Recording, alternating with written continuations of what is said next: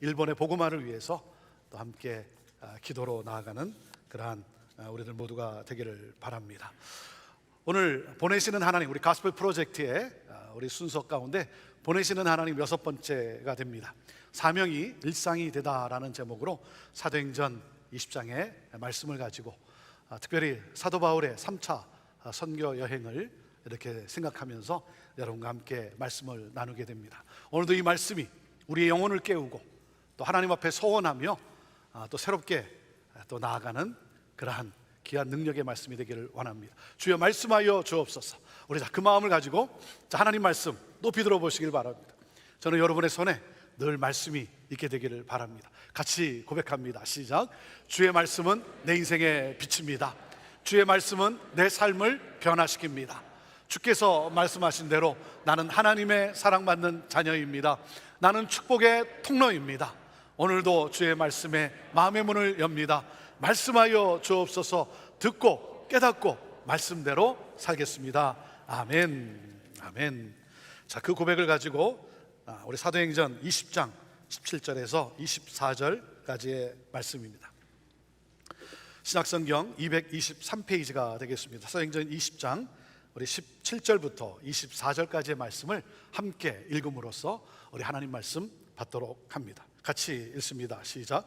바울이 밀레도에서 사람을 에베소로 보내어 교회 장로들을 청하니 오매 그들에게 말하되 아시아에 들어온 첫날부터 지금까지 내가 항상 여러분 가운데서 어떻게 행하였는지를 여러분도 아는 바니 곧 모든 겸손과 눈물이며 유대인의 관계로 말미암아 당한 시험을 참고 주를 섬긴 것과 유익한 것은 무엇이든지 공중 앞에서나 각 집에서나 꺼리낌 없이 여러분에게 전하여 가르치고 유대인과 헬라인들에게 하나님께 대한 회개와 우리 주 예수 그리스도께 대한 믿음을 증언한 것이라. 보라, 이제 나는 성령에 매여 예루살렘으로 가는데 거기서 무슨 일을 당할지 알지 못하노라. 오직 성령이 각 성에서 내게 증언하여 결박과 환난이 나를 기다린다 하시나 내가 달려갈 길과 주 예수께 받은 사명 곧 하나님의 은혜의 복음을 증언하는 일을 마치려 하면은 나의 생명조차 조금도 귀한 것으로 여기지 아니하노라. 아멘. 제가 형제교회 부임하여 이렇게 목회할 수 있도록 제게 가장 큰 영향을 주신 분은 한국 온누리교회의 고 하용조 목사님이십니다. 지난 8월 2일 월요일이 하용조 목사님이 소천되신 지 10년이 되는 날이었습니다. 하 목사님의 10주기 추모 예배에 꼭 참석하고 싶었는데 코로나 팬데믹으로 인해서 그 자리에 함께 할 수 없어 아쉬움이 컸습니다. 하 목사님은 예수님이 말씀하신 사도행전적 교회를 세우고자 마지막 순간까지 온 힘을 쏟아 부었어요. 자신의 모든 힘을 다 쏟아 부었어요. 그리고 예수 그리스도의 복음이 땅끝까지 전해지는 것을 위해 선교의 목숨을 거신 분이에요. 지금도 하 목사님의 나는 선교의 목숨을 걸었습니다 라고 하는 고백이 제 마음에 울림으로 남아 있습니다. 하 목사님이 소천되시기 몇 해 전 간 이식 수술을 받기 며칠 전이었습니다. 제가 선교지를 방문하고 한국에 들려 하 목사님께 문안드리러 갔습니다. 하 목사님께서 저에게 이렇게 묻는 거예요. 권 목사, 내가 왜 수술을 받으려 하는지 알아? 왜요? 오래 살고 싶어서가 아니야. 오래 살고 싶어서가 아니야. 좀 더 복음을 전하고 하나님께 가고 싶어서 그래. 나를 부르는 곳, 나를 필요로 하는 곳이 많은데 그곳에 가서 좀 더 복음을 전하고 가고 싶어. 그 당시 하 목사님은 일주일에 신장 투석을 3번씩 받아야 했기 때문에 원하시는 곳에, 가고 싶은 곳에 가실 수가 없는 거예요. 그래서 다만 몇 년이라도 주님을 위하여 마음껏 다니며 복음을 전하고 싶다는 거예요. 이것이 하 목사님의 열정이었어요. 하 목사님은 늘 나의 나된 것이 하나님의 은혜라고 고백하시면서 이 은혜의 복음을 전하는 것을 자신의 생명보다 중요하게 여기셨어요. 오늘 본문에 바울이 이렇게 고백을 합니다. 사도행전 20장 24절에 내가 달려갈 길과 주 예수께 받은 사명 곧 하나님의 은혜의 복음을 증언하는 일을 마치려 하면은 나의 생명조차 조금도 귀한 것으로 여기지 아니하노라. 예수님께서 온 세상을 구원하는 사명을 다하기 위해 자신의 생명을 아끼지 않고 십자가를 지셨듯이 바울은 교회를 세우고 하나님의 은혜의 복음을 전하는 이 주님께서 주신 이 사명이 자신의 생명보다 더 중요하다고 고백하고 있어요. 바울의 이 고백이 하 목사님의 고백이었고, 그리고 하 목사님의 삶이었어요. 하 목사님을 찾아뵈면 꼭 하시는 말씀이 있었어요. 권 목사, 너무 무리하지 마. 너무 무리하지 마. 건강 챙겨가면서 해. 만나 뵈면 꼭 하셨던 말씀이에요. 그러면서도 정작 당신은 자신의 건강을 챙기지 않으셨어요. 근데 그게 이해가 돼요. 이해가 돼요. 저에게 이렇게 말씀하시는 분들이 계세요. 목사님, 이젠 40대가 아닙니다. 무리하지 마세요. 천천히 하세요. 목회는 마라톤이잖아요. 건강을 돌보며 하세요. 저를 사랑해서 저를 위해서 그렇게 말씀해 주시는 것 저는 알아요. 그리고 건강을 돌아봐야죠. 저도 알아요. 그리고 저 또한 우리 부교육자들에게, 우리 목사님들에게 가끔씩 건강 잘 챙겨가면서 하라고, 건강이 중요하다고 저도 그렇게 말을 해요. 그런데 그렇게 되질 않아요. 그렇게 되질 않아요. 부족하지만 주의 몸된 교회와 복음의 진보를 위해서라면 내 몸을 아낄 수 없는 거예요. 사랑하는 여러분, 예수님이 편안함을 추구하셨다면 인류를 구원하는 역사가 일어났을까요? 바울이 그렇게 하였다면 지금 우리에게 복음이 전해졌을까요? 고하영조 목사님이 그렇게 사셨다면 오늘날의 온누리교회가 있을까요? 저와 여러분이 편안함을 추구한다면 훗날의 열매가 있을까요? 부족하지만 마지막 호흡 다할 때까지 사명을 향해 달려가고 싶은 거예요. 바울의 이 고백이 나의 고백이 되기를 원하고, 그리고 바울처럼 살고 싶은 거예요. 바울처럼 살고 싶어요. 여러분은 하루하루를 어떻게 사십니까? 어떻게 살아가고 계십니까? 하나님 나라와 복음을 위해, 교회의 영광을 위해 여러분 열정을 가지고 땀을 흘리며 살아가십니까? 아니면 어떻게 하면 하루라도 더 오래 살 수 있을까? 그것만을 위해 여러분 바둥거리며 사십니까? 사랑하는 여러분, 오래 산다는 것이 중요한 것이 아니에요. 오래 사는 것이 중요한 것이 아니라 주께서 주신 사명을 이루는 삶이 중요한 거예요. 예수를 믿는다고 하는데 주님이 주신 사명을 잊고 살다가 생을 마감하는 분들이 너무나 많아요. 너무나 많아요. 여러분은 떠날 준비가 되셨습니까? 여러분은 주님 앞에 설 준비가 되셨습니까? 사랑하는 여러분, 나를 향한 주님의 사명을 붙드세요. 우리 가정을 향한 주님의 사명을 붙드세요. 교회를 향한 주님이 주신 사명을 여러분 붙드세요. 우리 형제교회가 오늘 여기까지 올 수 있었던 것도 사명에 헌신했기 때문이잖아요. 하나님의 나라가 이 땅에 실현되는 예수 공동체를 이루는 것, 그러므로 땅끝까지 복음을 증거함으로 구원받는 자가 날마다 더해지는 하나님 나라가 확장되어지는 것. 사랑하는 여러분, 복음이 여러분 안에 있습니까? 복음이 여러분 안에 있습니까? 그렇다면 여러분 가야 합니다. 여러분 가야 합니다. 어디든 가서 복음을 전해야 합니다. 그곳이 쉬운 곳이냐 어려운 곳이냐 하는 것이 아니에요. 여러분, 세상은 사명이 없는 다수가 아니라 사명이 있는 소수에 의해 변화되는 거예요. 하나님이 주신 그 사명을 여러분 잊어버리셨습니까? 잊고 사십니까?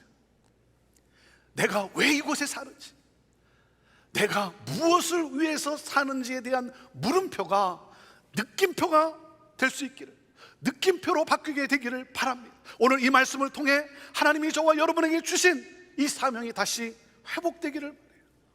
그리고 예수님이 모범을 보이셨던 것처럼, 바울이 그 뒤를 따라갔던 것처럼 나도 사명을 향해 살겠노라고 결단하는 사명이 일상이 되는 삶을 살아가게 되기를 주님의 이름으로 축원합니다. 사명을 향한 삶은 너무나 영광스러운 삶이에요. 사명이 있는 삶은 행복한 삶이에요. 하지만 문제가 무엇입니까? 나로 사명을 포기하도록 집요하게 공격하고 우울하게 만들고 평강과 행복을 빼앗아가는, 나를 무너뜨리고자 하는 저주의 세력이 있다는 거예요. 여러분, 하나님의 뜻이라고 만사형통한 것이 아닙니다.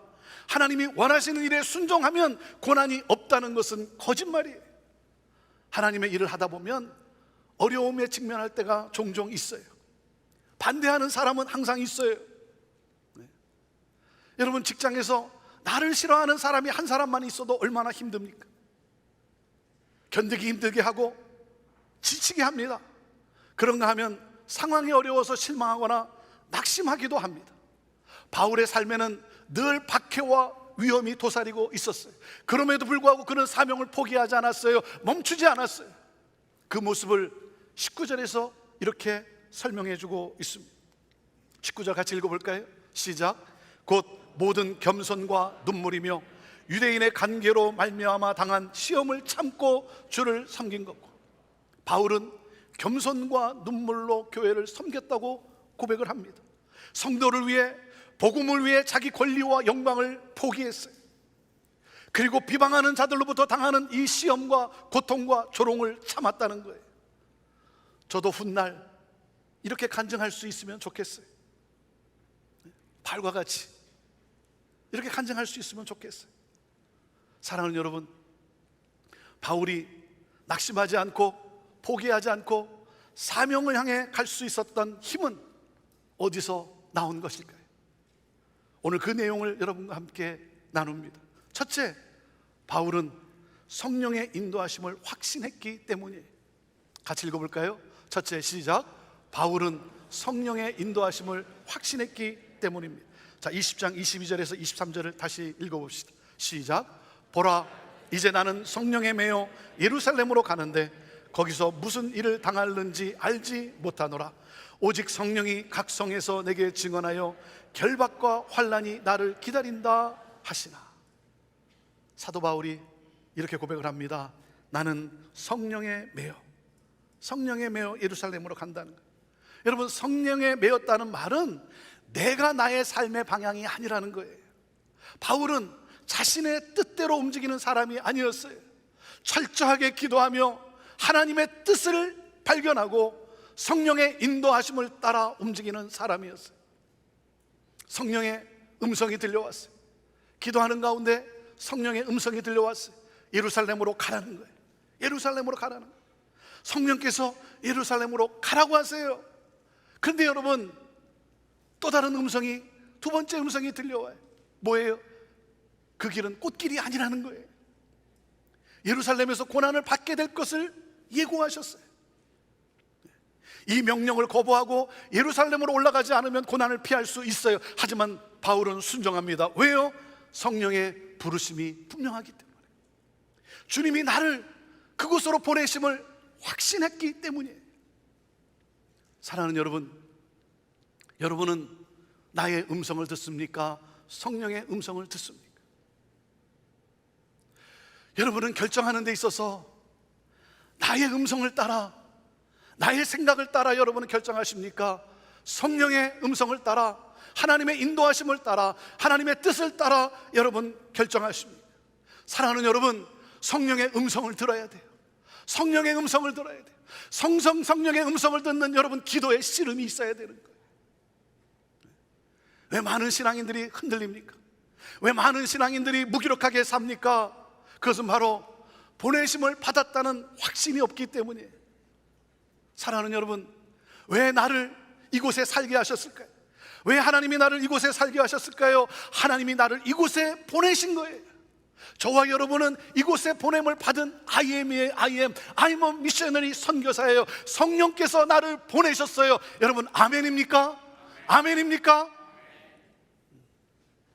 제가 형제교회 부임할 때 제게는 이런 확신이 있었어요. 하나님이 나를 이곳에 보내셨다. 하나님이 나를 이곳에 보내셨다. 여러분, 하나님이 나를 이곳에 보내셨다고 해서 어려움이 없을까요? 힘들지 않을까요? 그렇지 않죠. 그렇지 않죠. 하지만 하나님이 나를 이곳에 보내셨다는 확신이 있기 때문에 고난을 고난으로 여기지 않는 거예요. 고난을 오히려 성취할 사명으로 여기는 거예요. 며칠 전 오래된 기성교회에 부임하신 한 목사님이 저에게 전화를 주셨어요. 그분은 그 오래된 전통교회에 부임하기 전에 제가 쓴 우리 교회 이보다 더 좋을 수 있다는 책을 읽으면서 기성교회도 변해서 부흥할 수 있다는 그 내용에 많은 도전을 받았대요. 그 목사님이 그 교회 사역을 하는 가운데 제 생각이 그렇게 많이 나더래요. 제 생각이 그렇게 많이 나더래요. 그러면서 저에게 전화를 준 거예요.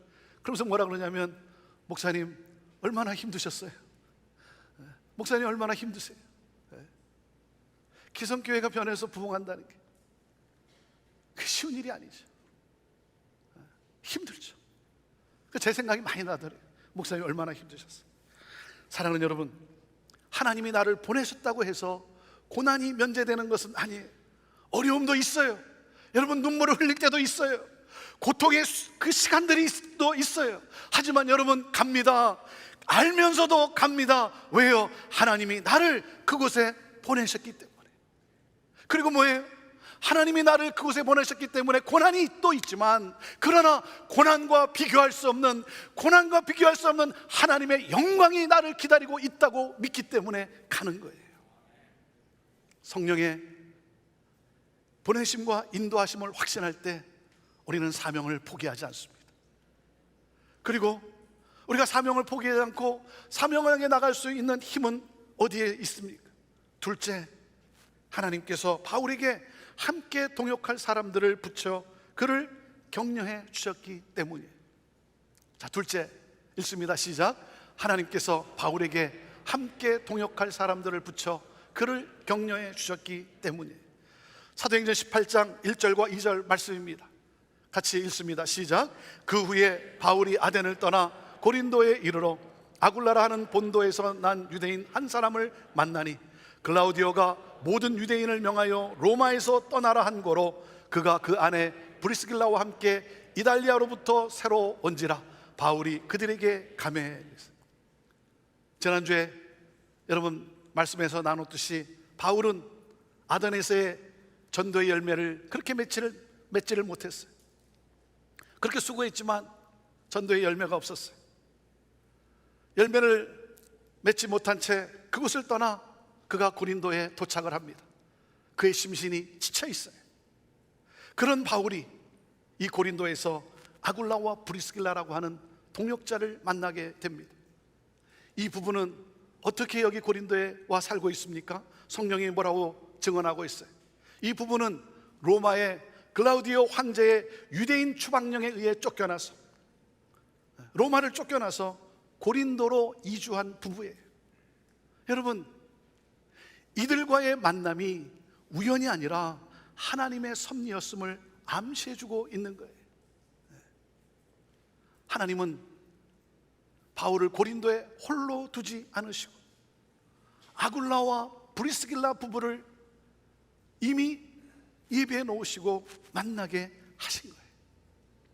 이 부부는 지쳐있는 바울에게 하나님이 보내주신 아주 귀한 선물이자 마음을 시원케 하는 냉수와도 같은 사람들이었어요. 저는 동역이라고 하는 이 단어를 생각하면 늘 떠오르는 분이 있어요. 오래전 우리 교회가 두바이와 연이어 카자흐스탄에서 아버지 학교 사역을 할 때였습니다. 사역을 떠나기 3주 전에 갑자기 진행을 맡은 분이 갈 수 없는 상황이 되었어요. 3주가 남겨놓고 우리 진행자로 세워진 분이 갈 수 없는 상황이 되었어요. 그러니 새로운 진행자를 찾는다는 것이 얼마나 어려운 일입니까? 어떻게 하는가 하는 가운데 그때 중국에서 사업을 하고 있는 조성출 형제님이 생각이 나는 거예요. 제가 한국에 있을 때 함께 아버지 학교 사역을 섬겼던 분이고, 그리고 우리 형제교회가 아버지 학교를 시작할 때 와서 또한 섬겨주셨던 우리 형제님이, 그분이 생각이 나는 거예요. 그래서 전화를 했어요. 이만저만해서 진행자를 찾는 중에 형제님이 생각이 나서 전화를 했습니다. 그리고 제가 기대했던 대답은 이거예요. 목사님, 일정이 가능한지 알아보고 연락드리겠습니다. 그게 제가 기대했던 대답이에요. 또 그런가 하면, 목사님, 시간이 너무 촉박해서 이번에는 너무 어렵겠네요 하는 것이 제가 기대했던 대답이에요. 그런데요, 그 형제님이 그 순간 뭐라고 한지 아십니까? 목사님, 불러주셔서 감사합니다. 목사님, 불러주셔서 감사합니다. 그리고 두바이로 날라왔고 카자흐스탄까지 동행하면서 2주간을 함께 섬겼어요. 그렇게 사업에 바쁜 분이. 여러분, 이것이 동역이에요. 이것이 동역이에요. 동역은 기쁠 때뿐만이 아니라 힘들고 어려울 때 함께 하는 것이 바로 동역인 거예요. 하나님의 사역을 감당하다 보면 예상치 않은 일로 인해 지칠 때도 많고, 또한 나 혼자 애쓰고 있다는 느낌을 가질 때가 많습니다. 하지만 여러분, 하나님은 가장 적절한 때에 기대하지 못했던 가장 좋은 동역자를 붙여주세요. 그리고 여러분, 기대했던 사람이 돕지 않는다고 실망할 필요가 없어요. 기대했던 사람이 돕지 않는다고 여러분 실망하지 마세요. 주님은 가장 좋은 동역자를 가장 적절한 때에 붙여주십니다. 그리고 그 동역자를 통해 위로와 격려를 주세요. 힘을 주세요. 이런 말이 있습니다. 빨리 가려면 혼자 가고 멀리 가려면 같이 가라. 무슨 말입니까?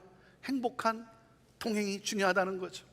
여러분, 행복한 동행이 있으면 고난의 길도 즐거운 거예요.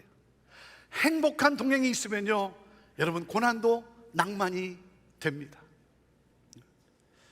좋은 환경을 만났기 때문에 행복한 경우보다는 좋은 사람을 만났기 때문에 행복한 거예요. 그리고 기억해야 할 것이 있어요. 여러분, 동행이라는 것은 살아왔던 삶의 열매예요.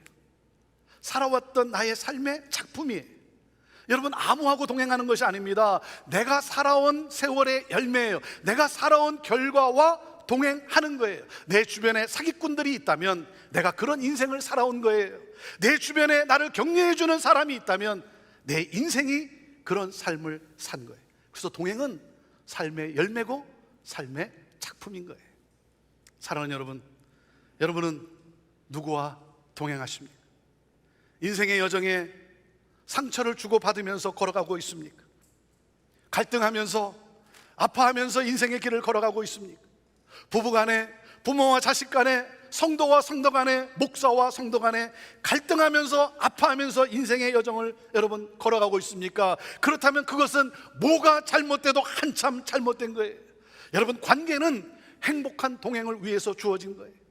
상처를 주고받으면서 살라고 붙여준 것이 아닙니다. 좋은 영향을 주고 여러분 위로와 격려의 동행으로 주어진 것이 관계인 거예요.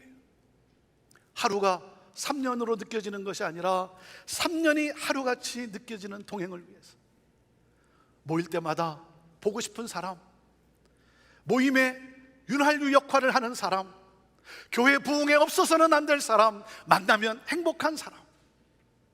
우리의 만남은 동역이어야 되는 거예요. 동역의 만남이어야 되는 거예요. 저는 많은 동역자들이 있어서 너무나 행복한 그러한 목사예요. 너무나 행복한 목사예요. 오늘도 이 예배를 드리지만, 매주 예배를 드리지만, 여러분, 오늘도 이 예배를 위해서 주차장에서 수고하는 우리 봉사자들, 부엌에서 친교를 위해 땀 흘리는 우리 봉사자들, 안내와 음향과 영상과 찬양으로 함께하는, 섬기는 우리 봉사자들, 또 그런가 하면 중보기도로 섬기는 우리 성도들, 그리고 교회의 부흥을 위해 서로를 격려하며 함께하는 우리 장로님들과 우리 리더들, 늘 생각할 때마다 너무나 감사하고 너무나 행복한 거예요. 하나님의 은혜가 너무나 크고 놀라운 거예요. 사랑하는 여러분, 좋은 동역자를 만날 수 있도록 기도하세요. 기도하세요. 그리고 더 중요한 것은 내가 좋은 동역자가 되어주는 거예요. 이것을 위해 기도하세요. 좋은 동역자를 만나는 것도 중요하지만 내가 좋은 동역자가 되어주는 거예요. 여러분은 동역자입니까? 여러분은 동역자의 삶을 살고 계십니까? 사랑하는 여러분, 내 주변에 나의 동역자들이 있지 않습니까? 하나님이 허락해 주신 우리 동역자들을 서로 귀하게 여기고 그리고 더 많이 사랑하며 축복하며 살아갑시다. 바울이 낙심하거나 좌절하지 않고 끝까지 사명의 길을 갈 수 있었던 것은 좋은 동역자들의 격려가 있었기 때문인 거예요. 자, 그리고 셋째, 주님의 말씀이 내 안에 역사하였기 때문이에요. 하나님의 말씀이 내 안에 역사했기 때문이에요. 같이 읽어보시죠. 셋째, 시작. 주님의 말씀이 내 안에 역사하였기 때문입니다. 자, 사도행전 18장 9절과 10절 말씀입니다. 읽습니다. 시작. 밤에 주께서 환상 가운데 바울에게 말씀하시되 두려워하지 말며 침묵하지 말고 말하라. 내가 너와 함께 있음에 어떤 사람도 너를 대적하여 해롭게 할 자가 없을 것이니 이는 이 성 중에 내 백성이 많음이라 하시더라. 주님의 말씀이 바울에게 임했어요. 사랑하는 여러분, 우리가 아무리 힘들고 어려운 상황에서도 사명을 포기하지 않을 수 있는 힘은 어디서 오는 겁니까? 내게 말씀하시는 주님을 경험할 때예요. 하나님의 말씀이 내 안에 역사할 때예요. 낙심하고 두려워하는 바울을 만나주시는 하나님, 그 하나님이 곁에 다가와서 말씀하세요. 내 곁에 다가와서 말씀하세요. 두려워하지 말고 잠잠하지 말고 말하라. 내가 너와 함께 있기 때문에 어떤 사람도 너를 대적하여 해롭게 할 자가 없을 것이다. 여러분, 이 주님의 음성이 들려와야 돼요. 하나님의 말씀이 내게 임해야 되는 거예요. 여러분, 힘들고 어려우십니까? 바울을 만나주신 주님은 오늘 여러분에게 말씀하고 계십니다. 두려워하지 말라. 내가 너와 함께한다. 너의 가정은 무너질 수 없다. 너의 사업은 망가질 수 없다. 너는 치유된다. 너는 복을 받게 된다. 너는 축복의 통로야. 내가 너를 통해 영광을 받게 될 거야. 오늘도 나를 위로하시고 나를 격려하시고 새 힘을 주시는 주님을 만나는 여러분 되기를 바라요. 오늘도 말씀하시는 주님으로 인해 여러분의 가슴이 뜨거워질 수 있게 되기를 바라요. 하나님의 말씀을 읽을 때, 하나님의 말씀을 들을 때 성경에 기록된 이 말씀이 내 속에 역사해야 되는 거예요. 여러분의 마음이 말씀으로 뜨거워져야 되는 거예요. 그럴 때 우리는 사명을 향해 나갈 수가 있는 거예요. 제가 힘들고 어려울 때 주님이 제게 주신 말씀이 있어요. 그 말씀을 묵상할 때마다 하나님의 음성이 제 심장을 뛰게 하는 이사야에게 주신 말씀이었어요. 이사야 43장 1절에 4절이에요. 야곱아, 너를 창조하신 여호와께서 지금 말씀하시느니라. 이스라엘아, 너를 지으신 이가 말씀하시느니라. 너는 두려워하지 말라. 내가 너를 구속하였고 내가 너를 지명하여 불렀나니 너는 내 것이라. 너가 물 가운데로 지날 때 내가 너와 함께 할 것이라. 강을 건널 때 물이 너를 침몰치 못할 것이고 너가 불 가운데로 지날 때 타지도 아니할 것이요 불꽃이 너를 사르르지도 못하리니 대저 나는 여호와 내 하나님이요 이스라엘의 거룩한 자요 너의 구원자임이라. 내가 애굽을 너의 속량물로 구스와 수발을 너를 대신하여 주었노라. 내가 내 눈에 보배롭고 존귀하며 내가 너를 사랑하였은지 내가 내 대신 사람들을 내어주며 백성들이 내 생명을 대신할 것이다. 하나님이 말씀하세요. 저에게 말씀하세요. 주나, 너는 내 눈에 보배롭고 존귀한 자야. 내가 너를 사랑하고 있어. 두려워하지 마. 염려하지 마. 그 어느 누구도, 그 어떤 것도, 그 어떤 어둠의 세력도 너를 무너뜨리지 못해. 여러분, 주님의 말씀이 내게 임할 때 두려움을 이길 수 있는 거예요. 고난을 이길 수 있는 거예요. 사명을 향해 살아갈 수 있는 거예요. 그렇기 때문에 여러분, 말씀을 펼치세요. 여러분, 말씀으로 역사하시는 하나님의 음성을 들으세요. 사랑하는 여러분, 이 하루를 살아가면서 오늘 내가 어떤 일을 당할지 모르는, 여러분, 연약하고 불확실한 이러한 상황 속에서 사랑하는 여러분, 하나님의 음성을 들어야죠. 하나님의 말씀을 들어야죠. 여러분, 말씀을 펼치세요. 오늘 내게 주시는 하나님의 말씀, 그 말씀으로 때로 우리는 견디고 그 말씀으로 우리는 힘을 얻고 하나님이 주신 생명과 함께 사명을 향해 우리가 전진하는 것 아니겠습니까? 하나님은 저와 여러분에게 사명을 주셨어요. 사명을 주셨어요. 아니, 내가 무엇이 간대? 내가 무엇이 간대? 나를 택하시고 나를 부르시고 그리고 나에게 사명을 주셨어요.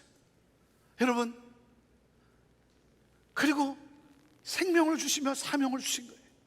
저와 여러분은 사명이 맞춰지기 전까지는 죽지 않습니다. 여러분, 백신을 맞았기 때문에 죽지 않는 것이 아니라 사명이 남아있는 한 죽지 않아요. 여러분, 사명이 닿으면 하나님이 데려가세요. 하나님의 사람은 사명으로 삽니다. 두려워하지 마세요. 하나님은 천국 복음이 모든 민족에게 증거되기 위하여 저와 여러분을 부르셨어요. 그리고 이 사명을 이룰 수 있도록 좋은 동역자들을 붙여주세요. 그리고 능력으로 역사하세요. 하나님의 나라를 이 땅에 실현하며 하나님의 복음의 은혜의 복음을 땅끝까지 전함으로 말미암아 믿는 자가 날마다 더해지는 하나님의 나라를 확장하는 것. 사랑하는 여러분, 사명이 일상이 되고 일상이 사명이 되는 삶을 살아가시기를 주님의 이름으로 축원합니다.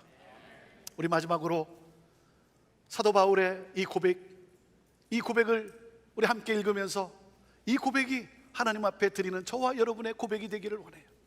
이 고백이 하나님 앞에 드리는 소원이 되기를 바라요.